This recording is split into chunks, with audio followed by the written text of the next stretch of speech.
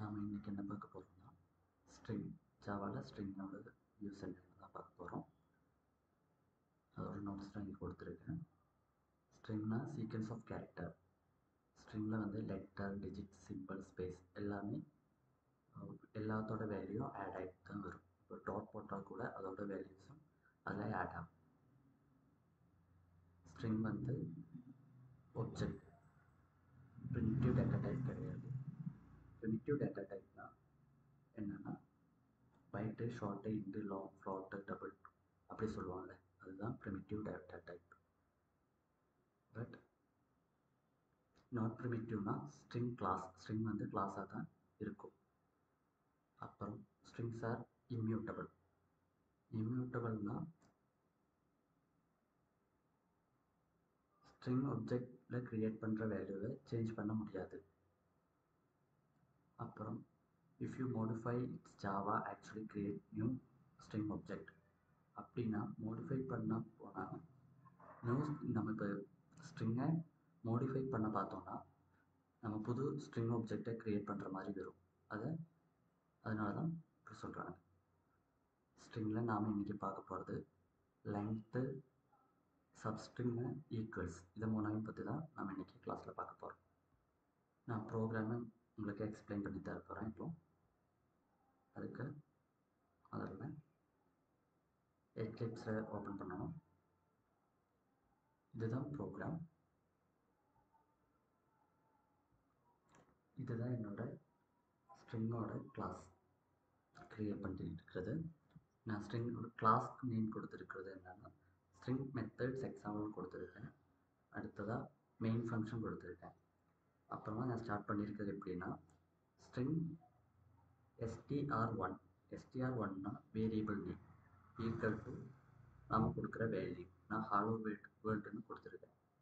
அதை வந்து பிரிண்ட் பண்ணுறதுக்காக கீழே system.out.printlnக்குள்ளே பிரிண்டிங் மெசேஜாக ஒரிஜினல் ஸ்ட்ரிங்னு போட்டுட்டு கோலன் போட்டுட்டு டபுள் கோட்ஸு க்ளோஸ் பண்ணிட்டேன். அப்புறம் ப்ளஸ் str1. str1னா நம்ம மேலே கொடுத்துருக்க வேரியபிளோட வேல்யூ, அதை பிரிண்ட் பண்ணுறோம். அடுத்த லைனில் system.out.printlnல லென்த் ஆஃப் த ஸ்ட்ரிங், அந்த ஸ்ட்ரிங்கில் எவ்வளோ வேல்யூ இருக்குது, அதோட லென்த் எவ்வளோ, அதை பிரிண்ட் பண்ண போகிறோம்.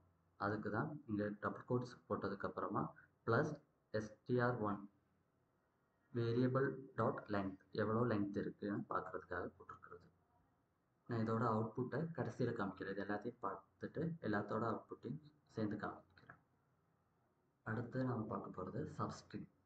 சப்ஸ்ட்ரிங்கில் என்னென்னா இப்போ string str2 equal to Java ப்ரோக்ராம்னு நான் போட்டிருக்கேன் சிம்பிளாக. கீழே வந்து அதை பிரிண்ட் பண்ணும்போது நான் வந்து system.out.printlnல /n ஒரிஜினல் ஸ்ட்ரிங்னு போட்டிருக்கேன் டபுள் கோட்ஸ்குள்ளே. ஆனால் அந்த /nனா blank லைன், அப்படின்னா அந்த லைனில் வேல்யூ இருக்காது. ஆனால் நாம் என்ன பண்ணியிருக்கோம்னா இங்கே ப்ளஸ் போட்டுட்டு பக்கத்தில் str2ன்னு போட்டிருக்கேன். str2னா இதோட வேல்யூ, இந்த வேல்யூ, இதை நாம் இங்கே போட்டிருக்கோம். அப்போது நமக்கு அங்கே ஜாவா ப்ரோக்ராம்னு மட்டும் பிரிண்ட் ஆகி வரும். ஆனால் இது போடலைன்னா நமக்கு எதுவுமே பிரிண்ட் ஆகாது, ஜஸ்ட் பிளாங்க் லைனாக தான் இருக்கும். அடுத்த printing statement substring from next 5 line போட்டிருக்கோம். இண்டெக்ஸ் 5ன்னு போட்டிருக்கோம். இண்டெக்ஸ் 5னா இங்கேருந்து இப்போ ஜாவானா 0 1 2 3 4 இங்கேருந்து வர்ற வேல்யூ, இதுக்கு அப்புறமா ஜாவாக்கு அப்புறமா இந்த ஸ்பேஸுக்கு அப்புறமா வர்ற வேல்யூ இங்கே பிரிண்ட் ஆகும். அதுக்கு தான் இப்படி போட்டிருக்கோம். அதுக்கப்புறமா சப்ஸ்ட்ரிங் ஆஃப் இண்டெக்ஸ் 0 to 4 அப்படின்னா முதல்ல இருக்கிற வேல்யூ, இங்கே இருக்கிற வேல்யூ 0லிருந்து ஆரம்பிக்கிற வேல்யூவை பிரிண்ட் பண்ணி தரணும்னு போட்டிருக்கோம். இது உங்களுக்கு அவுட்புட் பார்க்கும்போது புரியும், எப்படி பண்ணியிருக்கோன்னா அவுட்புட் பார்க்கும்போது புரியும். அடுத்ததாக பார்க்க போகிறது ஈக்குவல்ஸ்.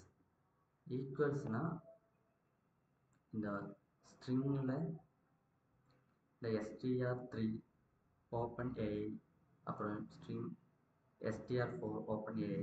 ஆனால் இங்கே மட்டும் இதெல்லாம் அப்பர் கேஸாக நம்ம போட்டிருக்கோம். இந்த ரெண்டுலேயும் அப்பர் கேஸ் போட்டிருப்போம்.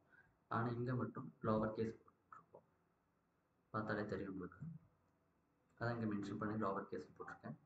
இப்போ சிஸ்டம் டாட் அவுட் டாட் பிரிண்டனில் ஸ்லாஷ்னா பிளாங்க் லைன் போட்டுட்டு இங்கே நம்ம ப்ளஸ் போட்டு எதுவுமே போடலை, ஆனால் இங்கே போட்டிருக்கோம் பார்த்தீங்களா. அதனால தான் இங்கே ஜாவா ப்ரோக்ராம் பிரிண்ட் ஆகுது. ஆனால் இங்கே எதுவுமே பிரிண்ட் ஆகாது, ஜஸ்ட் பிளாங்க் லைன் தான் அவுட்புட்டில் நமக்கு காமிக்கும். அதுவே அடுத்த லைனில் system dot out dot printing ஸ்டேட்மெண்ட்டுக்குள்ளே இந்த str3ங்கிறத போட்டுட்டு டாட் ஈக்குவல்ஸ்னா இங்கே str3 டாட் ஈக்குவல்ஸ் str4 இது ரெண்டும் ஈக்குவலாக இருக்கா, ரெண்டும் அப்பர் கேஸில் இருந்தால் ட்ரூன்னு நமக்கு அவுட்புட் கிடைக்கும்.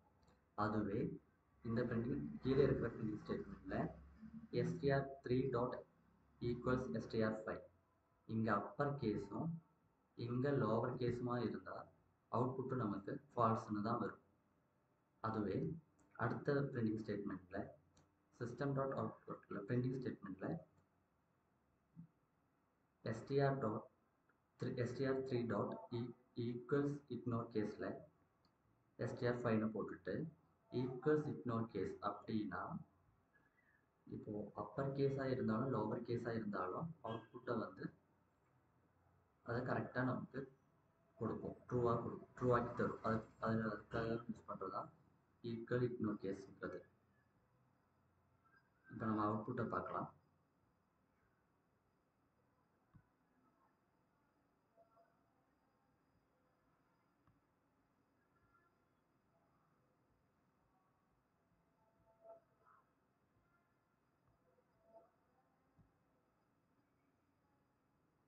இதுதான் அவுட்புட்.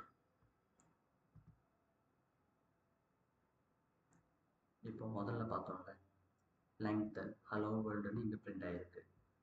ஆனால் இது லெங்த் ஆஃப் ஸ்ட்ரிங்னா நமக்கு 11 நம்பர் பிரிண்ட் ஆகிருக்கு. எப்படின்னா இதில் ஹலோ வேர்ல்டுங்கிறதுல டோட்டலாக 10 வேர்ட்ஸ் தான் இருக்குது, ஆனால் இங்கே ஸ்பேஸ் இருக்கிறதுனால 11 நமக்கு பிரிண்ட் ஆகி வந்திருக்கு.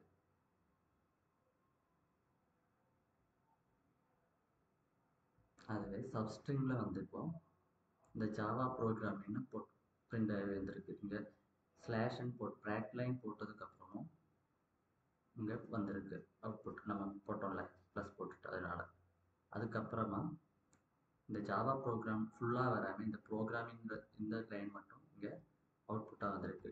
இந்த 5க்கு அப்புறம்னு கொடுத்ததுனால இண்டெக்ஸ் ஆஃப் 5ன்னு கொடுத்ததுனால அடுத்த பிரிண்டிங் ஸ்டேட்மெண்ட்டில் வெறும் ஜாவான்னு மட்டும் வந்திருக்கு. ஏன்னா 0 to 4 அப்படின்னா 0 1 2 3 4 இந்த பிளாங்க் ஸ்பேஸும் ஆட் ஆகி வந்திருக்கு. அதனால ஈக்குவல்ஸில் வந்து பார்த்தீங்கன்னா முதல்ல ட்ரூ வந்திருக்கு, ஏன்னா str3யும் str4ம் ஈக்குவலான பார்க்கும்போது ட்ரூ வந்திருக்கு. அதுவே செகண்டில் str3யும் str5யும் ஈக்குவலான பார்க்கும்போது அது ஃபால்ஸ் வந்திருக்கு. அதுவே ஈக்குவல்ஸ் இக்னோர் கேஸ் யூஸ் பண்ணும்போது நமக்கு ட்ரூன்னு வந்திருக்கு. ஏன்னா அது அப்பர் கேஸாக இருந்தாலும் லோவர் கேஸாக இருந்தாலும் இக்னோர் பண்ணிடும். அதனால இன்னையோட கிளாஸ் இவ்வளோதான். Thank you everyone.